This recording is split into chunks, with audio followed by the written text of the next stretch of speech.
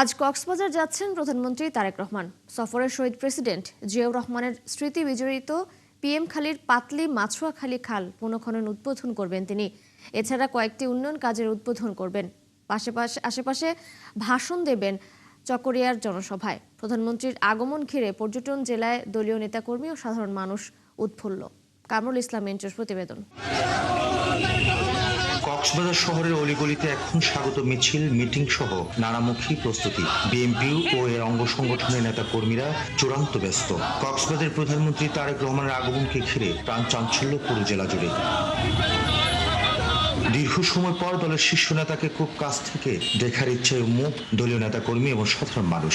আশা করছেন তারা তাদের অপ্রাপ্তিগুলো প্রধানমন্ত্রীর কাছে তুলে ধরতে পারবেন। দীর্ঘদিন ধরে কক্সবাজার জেলা অবহেলিত ছিল, এখন চকরিয়া পেকুয়াতে প্রচুর উন্নয়ন হচ্ছে। কক্সবাজার আমরা 6 লেন হোক, এটা আমরা প্রত্যাশা করি। আমাদের কক্সবাজার চট্টগ্রাম যে মহাসড়ক রয়েছে এটা 4 লেন উন্নীত করার জন্য আমাদের প্রধান দাবি থাকবে। উনি আসতেছে কক্সবাজারে, আমাদের অনেক দাবি, কক্সবাজার সিটি কর্পোরেশন করা, আবার বিশ্ববিদ্যালয় করা, পর্যটন নগরীকে উন্নত করা। সরকার গঠনের পর প্রধানমন্ত্রী তারেক রহমান পর্যটন শহর প্রথম সফরে এসে যোগ দিবেন নানা কর্মসূচিতে।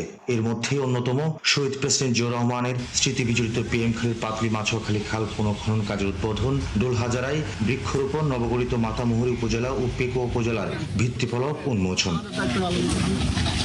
ব্যস্ততম কর্মসূচিতে কক্সবাজার সুধী সমাবেশ এবং মেরিন ড্রাইভ পরিদর্শনের কথা রয়েছে প্রধানমন্ত্রীর। তার সফর ঘিরে ব্যাপক প্রস্তুতি প্রশাসনের। যে স্থানগুলোতে উনি উদ্বোধন করবেন বা মত বিনিময় করবেন, সেটার জন্য আমরা ট্রান্সপোর্ট ডিপার্টমেন্টের পক্ষ থেকে সার্বিক প্রস্তুতি করা হয়েছে। সফরটাকে নিরাপত্তামূলক এবং সফল করার লক্ষ্যে যে কোঅর্ডিনেশন সেগুলো আমরা করেছি। সফরের দিন রাতেই ঢাকা ফিরে যাবেন প্রধানমন্ত্রী। কামরুল ইসলাম মিন্টু, ৭১, কক্সবাজার। দর্শক, প্রধানমন্ত্রীর সফর ঘিরে কক্সবাজারের প্রস্তুতি সহ সার্বিক বিষয়ে জানাতে আমাদের সাথে যুক্ত হচ্ছেন সহকর্মী কামরুল ইসলাম মিন্টু। মিন্টু, সেখানে প্রস্তুতি কেমন দেখতে পাচ্ছেন? প্রধানমন্ত্রীর এই সফরের বিষয়ে দলীয় নেতাকর্মীরা কি বলছেন জানাবেন। সকাল থেকে কক্সবাজারে প্রচন্ড রকমের বৃষ্টি হচ্ছে, কিন্তু তারপরও প্রধানমন্ত্রী তারেক রহমান যে 11টি ভেন্যুতে যাবেন, সে 11টি ভেন্যু পুরোপুরি প্রস্তুতি রাখা হচ্ছে। নেতা কর্মীরা তাকে বরণ করবার জন্য প্রস্তুত। সকাল 10টা যখন বাজবে তখন তিনি কক্সবাজারে পৌঁছবেন ঢাকা থেকে, এবং আমি যেখানে দাঁড়িয়ে আছি তার পেছন থেকে তিনি এই পথ দিয়ে সরাসরি চলে যাবেন হচ্ছে যে প্রথম প্রোগ্রাম 10:30টার সময় পাতলি খাল যেটি আছে, সেখানে তার বাবা সেটা প্রথম খনন করেছিলেন, এনে তিনি এখন পুনঃখনন করবেন। এরপর থেকেই তিনি হচ্ছেন যে তার প্রতিশ্রুত নির্বাচনী প্রতিশ্রুত সারা বাংলাদেশে 25 লক্ষ বৃক্ষরোপণ করবেন, তার কর্মসূচির উদ্বোধন করবেন ডোলহাজারায়। এরপর তিনি শহীদ ওয়াসিমের কবর জিয়ারত করবেন এবং চকরিয়ার যে পেকুয়া আছে সেখানে তিনি হচ্ছে পৌরসভার ভিত্তিপ্রস্তর স্থাপন করবেন। নতুন যে থানা ডোলহাজারা, সেখানে তিনি ভিত্তিপ্রস্তর স্থাপন করবেন এবং চকরিয়া 4টায় জনসভায় জাতীয় উদ্দেশ্যে ভাষণ দিবেন।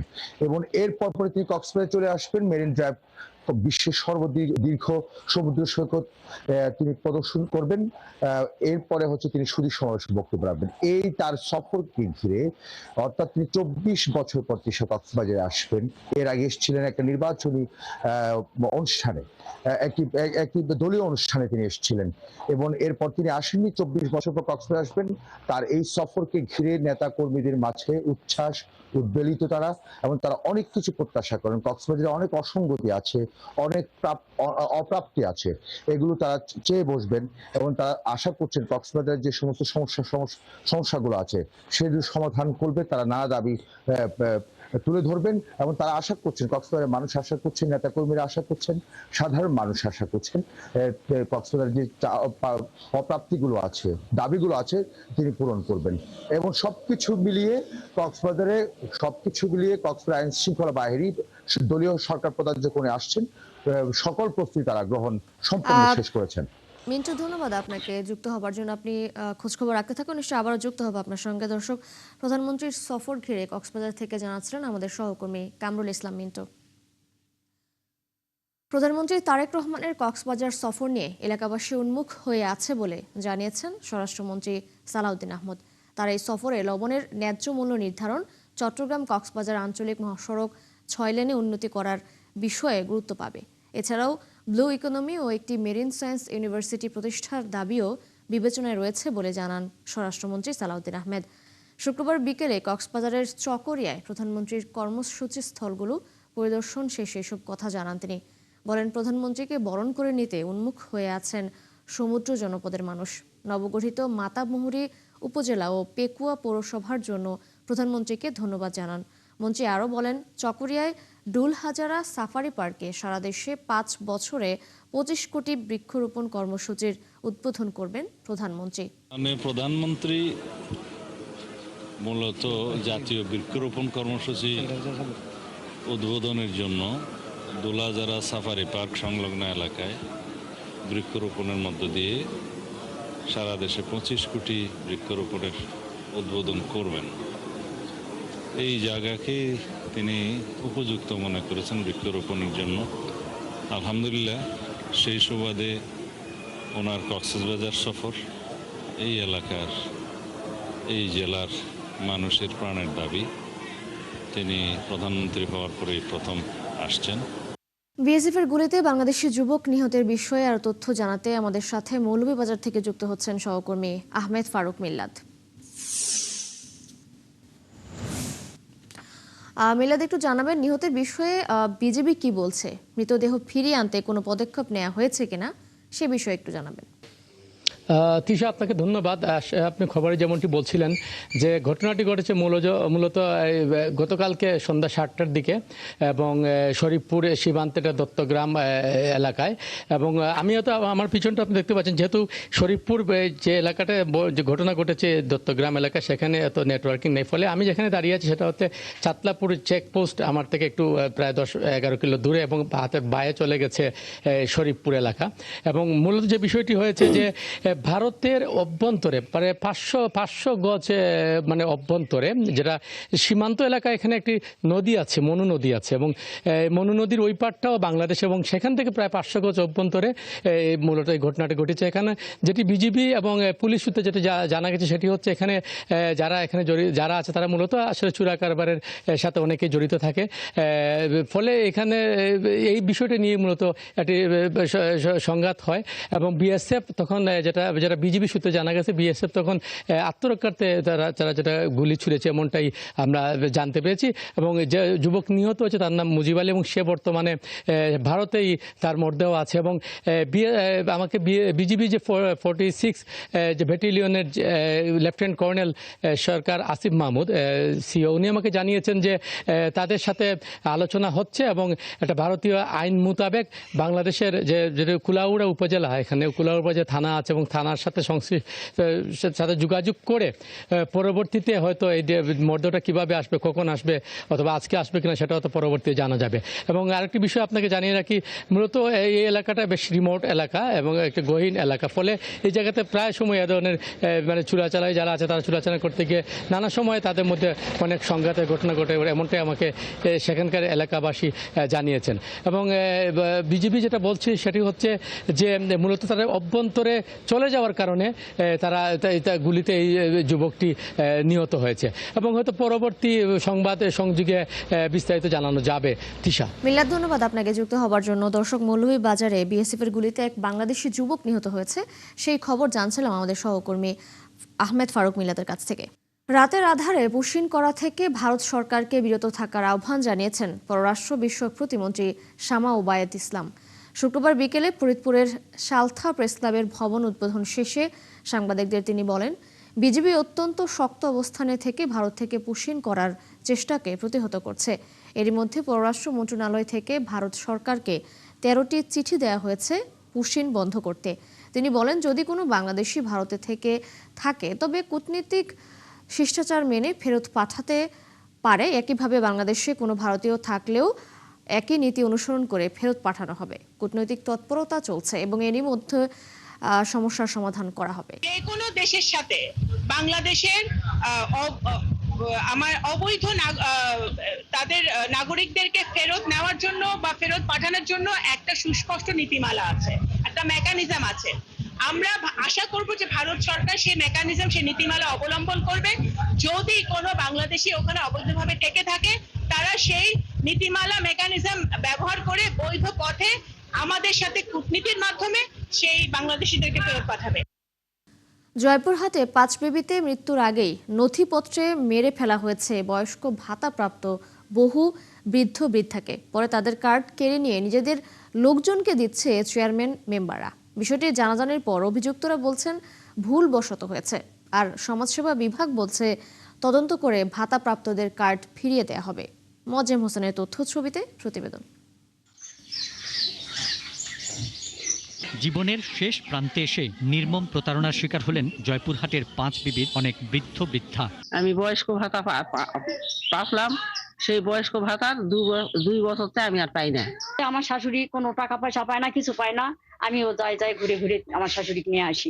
বয়স্ক ভাতা পাওয়ালাম, পাতে বন্ধ হয়ে গেল, মারা যায় তো খোঁজ করে দেয়, বাঁচেই আছে এখনো। এখানকার সন্তোষ মনে হয় বয়স্ক ভাতা পাতো আর পায় না, এখন তাকে মৃত্যু বানাচ্ছে। জীবিত থেকেও রাষ্ট্রীয় নথিতে তারা মৃত বনে গেছেন। এসব অসহায় মানুষের মধ্যে এখন হতাশা আর বঞ্চনার দীর্ঘশ্বাস। চেয়ারম্যান মেম্বার লেগেছে যে মৃত, ওই জানাজানি হয় আর টাকা পাচ্ছে না। রজিবউদ্দিনের স্ত্রী বানু, উনি বেঁচে আছেন, এখন কিভাবে তার মৃত্যু ঘোষণা করে তার ভাতাটা বন্ধ করছে। চেয়ারম্যান মেম্বার একজনের টাকা কাটে আরেকজনকে দেয়, নিজস্ব লোক। অভিযুক্ত ইউপি সদস্যরা দায় এড়ানোর চেষ্টা করেন। সমাজসেবা কার্যালয়ের মাঠ কর্মীরা বলছেন মৃত দেখিয়ে বাতিল হওয়া কার্ড ফেরত দেওয়ার উদ্যোগ নেওয়া হয়েছে। হাসনা নামে, আমার জানা মতে হাসনা নামে তো মৃত্যু নয়, জীবিত। তবে ওকে আমরা অনেক খোঁজার চেষ্টা করছি কিন্তু পাইনি। প্রতিবন্ধী বিধবা বয়স্ক এটা উপস্থিত যাচাই করছিল, যে ব্যক্তিগুলো উপস্থিত ছিল না তাদের মধ্যে একটি টিক চিহ্ন দিয়ে দিয়েছিল। চেয়ারম্যান তখন আমি বললাম কি করা যায়, তখন বললাম তাহলে ভাই কি করা যায়, আপনি সিদ্ধান্ত দেন। তখন বলে যে এটা তাহলে নিখোঁজ, এটা প্রত্যয়ন দিয়ে বর্তমানে স্থগিত রাখা হোক। এমন অমানবিক ঘটনায় দুঃখ প্রকাশ করে জড়িতদের বিরুদ্ধে ব্যবস্থা নেওয়ার আশ্বাস দেন জেলা সমাজ সেবা কর্মকর্তা ও জেলা প্রশাসক। জীবিত ব্যক্তিকে মৃত দেখানো হয়েছে, খুবই দুঃখজনক। ইউনিয়ন পরিষদের চেয়ারম্যান কর্তৃক তালিকাটা আমি নিজে দেখলাম। এই বিষয়ে তদন্তপূর্বক প্রয়োজনীয় ব্যবস্থা নেওয়া হবে। যারা দোষী বা যারা এর সাথে জড়িত তাদের বিরুদ্ধে আইনানুগ ব্যবস্থা নেওয়া হবে। ভাতা প্রাপ্তির যে প্রক্রিয়া আছে সেখানে তাকে অনুপস্থিত রাখা হয়েছে, সেগুলো আমরা একইভাবে যাচাই করে যদি যাচাইন্ত সঠিক পাওয়া যায় তথ্য, অভিযোগ যদি সত্যি প্রমাণিত হয় সেক্ষেত্রে আমরা আইনানুগ ব্যবস্থা নেব। ভাতা আত্মসাতের সাথে জড়িতদের দ্রুত আইনের আওতায় এনে প্রকৃত ভাতাপ্রাপ্তদের কার্ড ফিরিয়ে দেওয়ার দাবি সবার।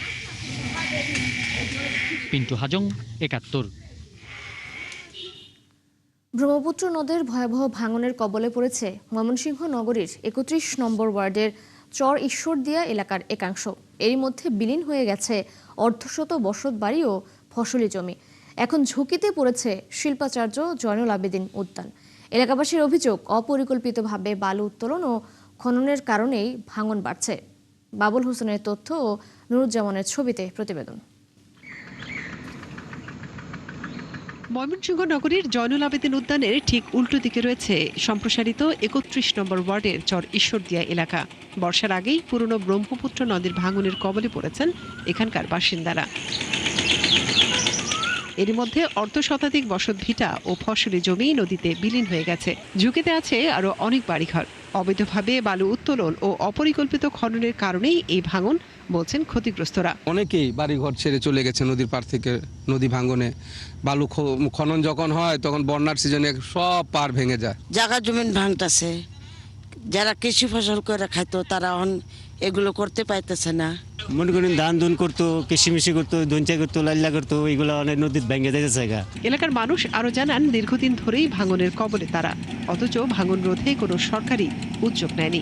আমগরে 3বার নদীটা ভাঙলো, ভাঙার পরে সরকারের কোনো সময় মনে হয় যে এই সরকার কোনো অ্যাটেচ করছে না, অন্য সরকারেরও করছে না। হ্যাঁ, আমাদের সরকারের কাছে দাবি যে এটা যদি একটা বাঁধ দেওয়া দিত, তারপরে একটা যাতায়াতের রাস্তার একটা ছোট্ট একটা ফরওয়ার্ড বোতল একটা রাস্তা দেওয়া দিত বেরিবাঁধ থেকে, তাহলে আমাদের একটু সুবিধা হইতো। এদিকে ভাঙনে ঝুঁকির মুখে পড়েছে জয়নুল আবেদিন উদ্যান। মাঝে মাঝেই উদ্যান জুড়ে বাঁধের সিসি ব্লক ধসে পড়ছে। বর্ষায় পানির প্রবাহ বাড়লে ভাঙন আরো বাড়বে, বলছেন এলাকার মানুষ। মাঝে মাঝে জয়নুল আবেদিনের দিকেও ভাঙন হচ্ছে, আমাদের যে ব্লকগুলো আছে উদ্যানটাকে রক্ষা করে যে ব্লকগুলা সেই ব্লকগুলা ধসে পড়তেছে। বালি উত্তোলনের ফলে আমরা সামগ্রিকভাবে আমাদের যে শহরটা আছে একসময় হয়তো শহরের দিকেও ভাঙন সৃষ্টি হবে। এ বিষয়ে পানি উন্নয়ন বোর্ডের নির্বাহী প্রকৌশলী জানান, পুরনো ব্রহ্মপুত্র নদের ভাঙন ঠেকাতে 50 কোটি টাকার একটি প্রকল্পের সম্ভাব্যতা যাচাইয়ের কাজ চলছে। অনুমোদন পেলে নানা উন্নয়ন কাজ করা হবে। আমাদের যেহেতু এটা 50 কোটি টাকার উপরে, এই জন্য আমাদের এটা ফিজিবিলিটি স্টাডি লাগবে। সেই ফিজিবিলিটি স্টাডির জন্য আমাদের প্রপোজাল পাঠানো আছে। তো এটা যখন হবে তখন হচ্ছে ওই স্টাডির সুপারিশের ভিত্তিতে আমরা অপর সাইডেও বাঁধ মেরামত প্লাস হচ্ছে নদী প্রতিরক্ষা কাজ, এই কাজটা আমরা করতে পারবো। ভাঙন ঠেকাতে সাময়িক নয়, স্থায়ী কোনো সমাধান চান ব্রহ্মপুত্র পাড়ের বাসিন্দারা। মনিরা কাজুরি, ৭১। দর্শক, ময়মনসিংহ নগরীর ৩১ নম্বর ওয়ার্ডের চর ঈশ্বরদী এলাকার একাংশে ব্রহ্মপুত্র নদের ভাঙনের বিষয় জানাতে যুক্ত হচ্ছেন সহকর্মী বাবুল হোসেন। বাবুল, সেখানকার পরিস্থিতি কেমন দেখতে পাচ্ছেন এবং এ বিষয়ে প্রশাসনিক কোনো ব্যবস্থা নেওয়া হয়েছে কিনা, এবং সাথে জানাবেন যে স্থানীয়রা এ বিষয়ে কি বলছেন। এখন পর্যন্ত স্থানীয় প্রশাসন থেকে কার্যকর কোনো পদক্ষেপ নেওয়া হয়নি। পানি উন্নয়ন বোর্ডের কর্মকর্তারা বলছেন যে তারা 50 কোটি টাকার একটি প্রকল্প তারা সংশ্লিষ্ট মন্ত্রণালয়ে তারা জমা দিয়েছেন। সেটির সম্ভাব্যতা যাচাইয়ের কাজ চলছে।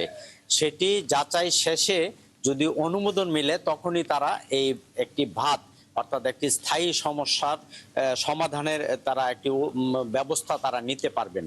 তবে এই যে বর্ষা শুরু হয়েছে, আপনি যদি ছবিতে দেখেন যে ঠিক আমি রয়েছি জয়নুল আবেদিন যে উদ্যান শহরের অংশে আমি রয়েছি, ঠিক তার উল্টো দিকেই যে চর ঈশ্বরদিয়া যেটি সিটি কর্পোরেশনের সম্প্রসারিত একটি ওয়ার্ড, সেই ব্রহ্মপুত্র পাড়ের অন্তত 1 কিলোমিটারের বেশি জায়গা জুড়ে আমরা দেখছি যে ভয়াবহ একটি ভাঙন দেখা দিয়েছে, যেখানে অনেক আবাসিক ঘরবাড়ি রয়েছে, ফসলি জমি রয়েছে, সেগুলা কিন্তু অনেক ফসলি জমি এরই মধ্যে বিলীন হয়ে গিয়েছে এবং যারা ঘরবাড়ি যেটি একদম নদীর পাড়ে যেটি রয়েছে সেটিও কিন্তু একটি ঝুঁকির মুখে রয়েছে।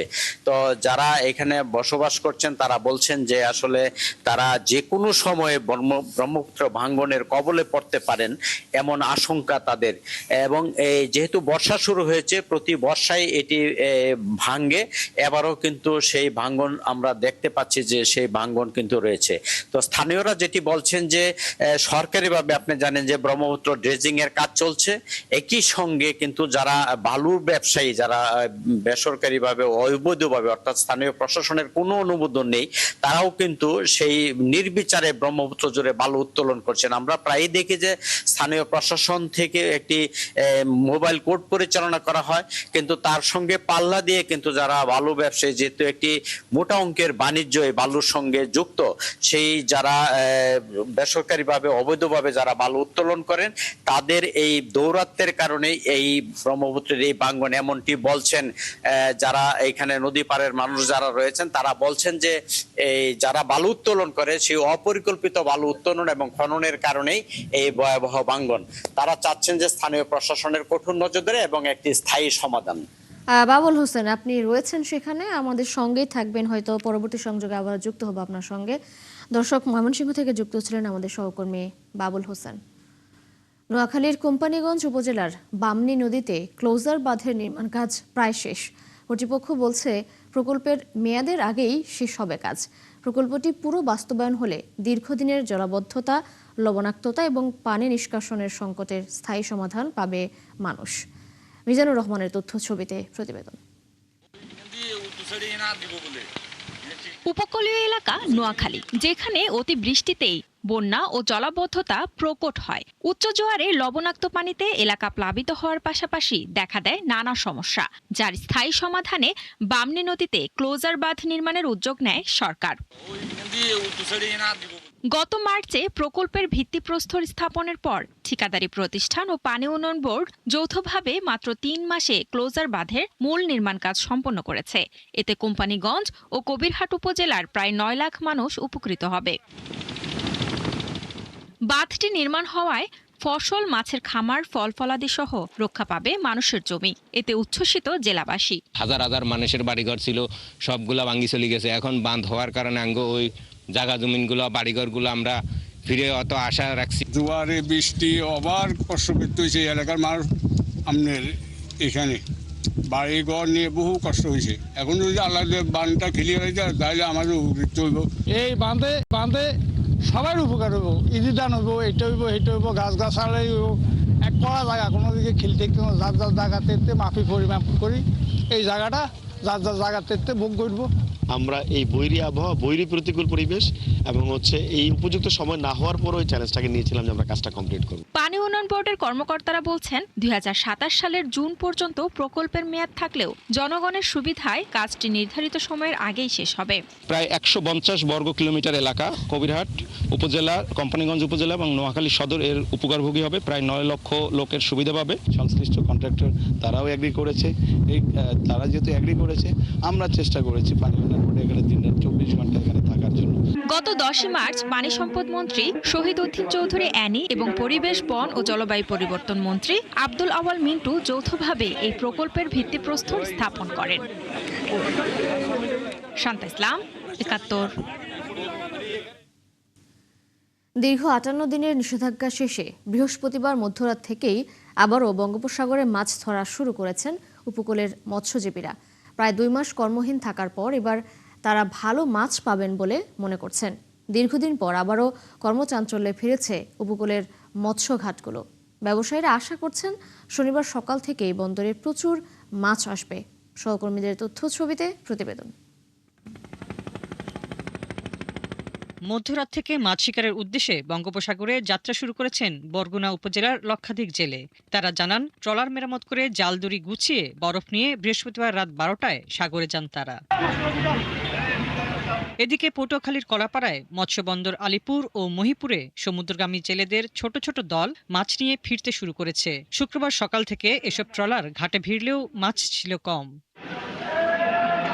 জেলেরা জানান, সমুদ্রের কাছাকাছি জাল ফেলেন তারা। গভীর সাগরে যারা গেছেন তাদের ফিরতে আরও 2-3 দিন লাগবে। তবে মৎস্য ব্যবসায়ীরা আশা করছেন শনিবার সকাল থেকে বন্দরে প্রচুর মাছের আমদানি হবে। প্রতি বছর যেভাবে থাকার কথা অবরোধ শেষ হওয়ার সাথে সাথে যে মাছগুলো আসে, মাছের একটা চাপ পড়ে, এবছর সেরকম কোনো চাপ নাই। পটুয়াখালীর রাঙ্গামালিতে নিষেধাজ্ঞা শেষ হওয়ার সঙ্গে সঙ্গেই ঘাট ছেড়েছে একের পর এক মাছ ধরার ট্রলার। 58 দিনের অবরোধ আমরা পালন করছি। আমাদের বোটবাড়ি গেল কাইলে আর কি আমরা জালুতা ভরিয়া রাত্রে ছাড়িয়ে গেছে।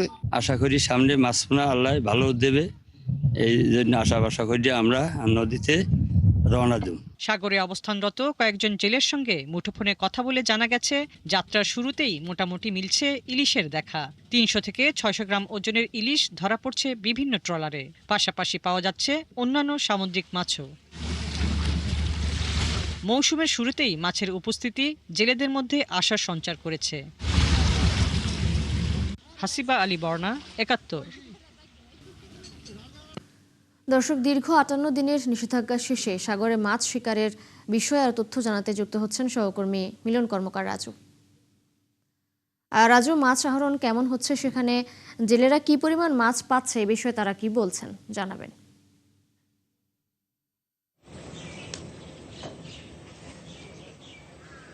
ধন্যবাদ। আপনাকে একটা বিষয় জানিয়ে রাখি যে গতকাল রাতে আমরা বিভিন্ন যে সমুদ্রগামী যে ট্রলারের জেলেদের সাথে কথা বলেছি, কৃষিতে মৎস্য ব্যবসায়ীদের সাথে কথা বলেছি। প্রতিটি ট্রলারেই কিন্তু কিছু কিছু মাছ পাচ্ছে এবং হয়তো 8টা 9টা থেকে 10টার ভিতরে এইসব ট্রলারগুলো যে কলাপাড়ার মৎস্য বন্দর সহ যে বিভিন্ন যে মাছ বিক্রির যে স্পটগুলোতে সেগুলি কিন্তু ফিরে আসবে এবং এখান থেকে যে হয়তো আমরা 10টার পরে যে এইসব যে সমুদ্রগামী জেলেরা যে আসছে সেগুলো যে মাছের যে তাদের কাছ থেকে হয়তো একটা সুখবর পাবো, কারণ তারা যে বিষয়টি বলেছেন যে কিছু কিছু মাছ ট্রলারে প্রচুর মাছ ধরা পড়েছে এবং সেক্ষেত্রে অনেক মাছ ধরা পড়েছে, তারা যে বিষয়টি বলেছেন এবং এটা তাদের জন্য সুখবর। কারণ দীর্ঘ 58 দিন পর তারা একেবারে কর্মহীন থাকার পরে যে তারা সমুদ্রে যাত্রার প্রথম দিনেই যে তারা মাছ পেয়েছে, এটা তাদের জন্য সুখবর। এবং এটা এখানকার জেলেরা যে বিষয়টি বলেছেন যে ওয়েদার সকাল থেকে যদি কিছুটা একটু খারাপ ছিল, তবে এখন একটু ভালো হতে শুরু করেছে। যদি ওয়েদার যদি ভালো থাকে তাহলে কিন্তু আগামীকাল থেকে তারা প্রচুর মাছ পাবেন এবং এখানকার যে মাছের বাজারগুলোতে এবং সেক্ষেত্রে কিন্তু প্রচুর মাছের আমদানি হবে, তারা সেই বিষয়টাই বলেছেন। এখানকার ব্যবসায়ীরা জেলেরাও বলেছেন যে তারা খবর পাচ্ছেন যে জেলেদের জালে যে মাছ ধরা পড়ছে। আপনি জানেন যে গত অর্থ বছরে কিন্তু কলাপাড়ায় প্রায় 16,000 মেট্রিক টন মাছের কিন্তু ঘাটতি রয়েছে এবং এর কারণ হিসেবে তারা যে বিষয়টা বলেছেন যে প্রাকৃতিক দুর্যোগ, সমুদ্রে একের পর এক দুর্যোগের পাশাপাশি যে মাছ ধরা না পড়া এবং পার্শ্ববর্তী দেশের জেলেরা যে মাছ ধরে নিয়ে যাওয়া, এবছর কিন্তু আসলে এখানকার জেলা উপজেলা প্রশাসন এবং এখানে জেলেরা যে কঠোরভাবে অবরোধ যে 58 দিনের নিষেধাজ্ঞা মানার কারণে যে সমুদ্রের যে মাছের যে একটা যে ঘাটতি ছিল সেটা কিন্তু পূরণ হবে বলে তারা আশা করছেন এবং তারা প্রথম দিনই যে মাছের যে ঘাটতির যে সুসংবাদ কিন্তু তারা পাচ্ছেন। তারা যে বিষয়টি বলছেন যে এবং আজকে দুপুর থেকেই কিন্তু কলাপাড়ার যে মৎস্য বন্দর সহ বিভিন্ন মাছ বাজারে কিন্তু মাছের আমদানি শুরু হবে, পাশাপাশি যে এখানকার মাছের দামও কিছুটা কমবে। এখানকার জেলেরা যে বিষয়টি বলেছেন যে আজকে কিন্তু মাছের দাম তুলনামূলক কিন্তু বেশি এবং 600 থেকে 700 গ্রাম ওজনের প্রতি মন মাছ কিন্তু প্রায় 48,000 টাকা মনে বিক্রি হচ্ছে এখানকার মৎস্য বন্দরে এবং আমরা হয়তো দুপুরের পরে আমরা বলতে পারবো যে আসলে মাছের আমদানি ঠিক কিরকম। তবে যে এখন পর্যন্ত আমাদের কাছে যে সংবাদ আছে প্রচুর মাছ ধরা পড়ছে এবং 9টা-10টার পরে কিন্তু জেলেরা আসতে শুরু করবে। ধন্যবাদ যুক্ত হবার জন্য আপনাকে। দর্শক, 58 দিনের নিষেধাজ্ঞা শেষে সাগরে মাছ আহরণের খবর নিয়ে যুক্ত ছিলেন আমাদের সহকর্মী মিলন কর্মকার রাজু। সিলেটের হযরত শাহজালাল রহমতুল্লাহ আলাইহি ও হযরত শাহপরান রহমতুল্লাহ আলাইহির মাজারে সব দান ও অনুদানের হিসাব সংরক্ষণে অস্বচ্ছতার অভিযোগ পেয়েছে জেলা প্রশাসন। এই অবস্থায় আগামী 1 মাস প্রশাসন ও মাজার কর্তৃপক্ষ আয় ব্যয়ের হিসাব সংরক্ষণ ও তদারকির সিদ্ধান্ত নিয়েছে সিলেট জেলা প্রশাসন। শুক্রবার সকালে শাহজালাল রহমতুল্লাহ আলাইহির মাজার পরিদর্শন শেষে এই তথ্য জানান জেলা প্রশাসক মোহাম্মদ সরওয়ার আলম। হোসেন আহমেদ সুজাদের রিপোর্ট। প্রতিদিন হাজারো দর্শনার্থী ও ভক্ত আসেন সিলেট হযরত শাহজালাল রহমতুল্লাহ আলাইহি ও হযরত শাহপরান রহমতুল্লাহ আলাইহির মাজারে। ভক্তরা নগদ অর্থ, স্বর্ণালঙ্কার থেকে শুরু করে গরু ছাগল সহ নানা ধরনের দান ও অনুদান দেন মাজারে। তবে এই অর্থ কিভাবে ব্যয় হয় এ নিয়ে দীর্ঘদিন থেকে নানা প্রশ্ন রয়েছে মানুষের মধ্যে। সম্প্রতি পরিকল্পনা মন্ত্রণালয়ের একটি উন্নয়ন প্রকল্প চলার সময় মাজারের আয় ব্যয় নিয়ে অস্বচ্ছতা ধরা পড়ে। এরই পরিপ্রেক্ষিতে শুক্রবার সকালে শাহজালাল রহমতুল্লাহ আলাইহির মাজারে যান সিলেট জেলা প্রশাসক সরওয়ার আলম। মাজারের বিভিন্ন অংশ পরিদর্শন শেষে জেলা প্রশাসক জানান, প্রতিদিন উল্লেখযোগ্য পরিমাণ অর্থ সংগ্রহ হলেও এর কোনো সুনির্দিষ্ট ও সংরক্ষিত হিসাব পাওয়া যায়নি। আমরা এখানে আলোচনার মাধ্যমে যা জানতে পারলাম সেটা হলো যে এখানে নগদ টাকা যেগুলি আছে, ক্যাশ টাকা এবং অন্যান্য নজরানা যেগুলি আছে, দান সদকা, কোনো কিছু হিসাব রাখা হয় না এবং খুবই ওপেনলি হাতে হাতে ক্যাশ নেওয়া হচ্ছে। জেলা প্রশাসক আরও জানান, এখন থেকে ওয়াকফ প্রশাসন ও জেলা প্রশাসনের প্রতিনিধিরা যৌথভাবে মাজারের দৈনিক আয় ব্যয়ের হিসাব সংরক্ষণ ও তদারকি করবেন। শাহজালাল রহমতুল্লাহ এই মাজার এবং শাহপরান মাজার, এই দুটি বড় মাজার আমাদের এখানে, দুটি বড় এই দুটো আমরা চেষ্টা করছি এই দুটোকে একটা নান্দনিক এবং একটা হিসাব মানে স্বচ্ছতার আওতায় আনতে। এরপর আস্তে আস্তে স্টেপ বাই স্টেপ ইনশাআল্লাহ সকলে দেখব। তবে প্রশাসনের এই উদ্যোগে মাজার কর্তৃপক্ষের দাবি, প্রয়োজনীয় কাগজপত্র প্রস্তুতের জন্য পর্যাপ্ত সময় দেয়া হয়নি। আমাদেরকে কোনো সুযোগই দেওয়া হয়নি। আমরা এটা কিভাবে পাইলাম, কেমনে পাইলাম, এটাও তো আমাদের একটা রাইট আছে জানানো। আমরা বললাম যে ক্যালকাটা কোর্ট থেকে এত সালে আমরা আছে, এগুলা উনি শুনতেও রাজি না। আমাদেরকে কথা বলার তেমন কোনো সুযোগই দেন নাই। আগামীতে সিলেটের অন্যান্য মাজারেও একই ধরনের তদারকি চলবে বলে জানান জেলা প্রশাসক। হুসাইন আহমেদ সুজাত, 71 সিলেট। বিশ্বকাপ ফুটবল উপলক্ষে মানিকগঞ্জের সিংড়ায়ে হয়ে গেল ব্রাজিল আর্জেন্টিনা প্রীতি ফুটবল ম্যাচ। শুক্রবার বিকেলে খান বানিয়ারা মাঠে হাড্ডাহাড্ডি লড়াইয়ে শেষ পর্যন্ত 3-1 গোলে ব্রাজিলকে হারিয়ে চ্যাম্পিয়ন হয় আর্জেন্টিনা। খেলা শেষে বিজয়ী রানার্স আপ দলকে পুরস্কার হিসেবে দেয়া হয় 2টি খাসি। শুক্রবার দুপুরের পর থেকেই ব্রাজিল আর্জেন্টিনার প্রীতি ফুটবল ম্যাচ দেখতে খানবানিয়ারা মাঠে জড়ো হয় হাজারো দর্শক। টান টান উত্তেজনায় শুরু হয় প্রীতি ম্যাচ। শেষ হাসিটা হাসে আর্জেন্টিনার সমর্থকরা। 3-1 গোলে জয় পায় আর্জেন্টিনার দল। আমরা খুবই খুশি, আর্জেন্টিনা আর্জেন্টিনা জেতার অনুভূতি নিয়ে মাঠে নামছিলাম এখনো জেতার মধ্যে আছি এবং জিতেই বাড়িতে ফিরবো। তবে পরাজিত হয়েও মন খারাপ করেনি ব্রাজিল দলের খেলোয়াড়রা, কারণ বিজয়ী দলের পাশাপাশি তারাও পেয়েছেন একটি খাসি। দর্শকদের আমরা নিরাশ করবো না, ঠিক সেরকমটাই করতেছি আমরা ইনশাল্লাহ। ব্রাজিল অনেক ভালো খেলতেছে, প্রথম আমার কয়েকটা বল অনেক মিস হয়েছে, সতীর্থরা আমাকে হেল্প করছে, তাদের সহযোগিতার কারণে আমার গোলটা হয়েছে। ব্যাট লাগ আমরা 3টা গোল খাইছি, একটু ভুল ছিল আমাদের প্রথম হাফে মানে ইনফ্লেশন করা। আয়োজকরা জানান বিশ্বকাপের জোয়ারে প্রত্যন্ত গ্রামবাসীকে আনন্দ দেওয়ার জন্য এই প্রীতি ম্যাচের আয়োজন করা হয়েছে। বিশ্বকাপের এই মৌসুমে এই উত্তেজনাটা গ্রামে গঞ্জে শহরে পুরো দেশব্যাপী ছড়িয়ে পড়বে, এটাই আমাদের আশা। শিক্ষার পাশাপাশি সমাজকে এগিয়ে নিয়ে যাওয়ার জন্য খেলাকে মোস্ট প্রায়োরিটি দেই এবং সেটা আমাদের আশেপাশে যে কোনো জায়গায় হোক আমরা স্বতঃস্ফূর্তভাবে সেখানে পার্টিসিপেট করি। সেরা গোলকিপারের পুরস্কার হিসেবে একটি দেশীয় মোড়ক তুলে দেওয়া হয় আর্জেন্টিনার গোলকিপার কাইউমকে। মনিরুল ইসলাম মিহির, ৭১, মানিকগঞ্জ। নারায়ণগঞ্জের রূপগঞ্জে বিশ্বের দুই চিরপ্রতিদ্বন্দ্বী ব্রাজিল ও আর্জেন্টিনা ফুটবল দলের সমর্থকদের অংশগ্রহণে প্রীতি ফুটবল ম্যাচ হয়েছে। শুক্রবার রূপগঞ্জের কাঞ্চন ভারত চন্দ্র উচ্চ বিদ্যালয় মাঠে আয়োজিত খেলায় ব্রাজিল সমর্থক দলকে ৪-২ গোলে হারিয়ে চ্যাম্পিয়ন হয় আর্জেন্টিনা সমর্থক দল। দুই দলে বিভিন্ন বয়সের মানুষ অংশগ্রহণ করেন। বাইরে থেকে নিজেদের প্রিয় দলের পক্ষে সমর্থন জানিয়ে খেলোয়াড়দের উৎসাহ দেন আর্জেন্টিনা ব্রাজিল সমর্থকরা। দর্শক, চলছে দেশযোগ সরাসরি সংবাদ অনুষ্ঠান দেখতে চোখ রাখুন ৭১-এর ফেসবুক পেজে এবং সাবস্ক্রাইব করুন ৭১-এর ইউটিউব চ্যানেল। থাকুন ৭১-এর সাথেই।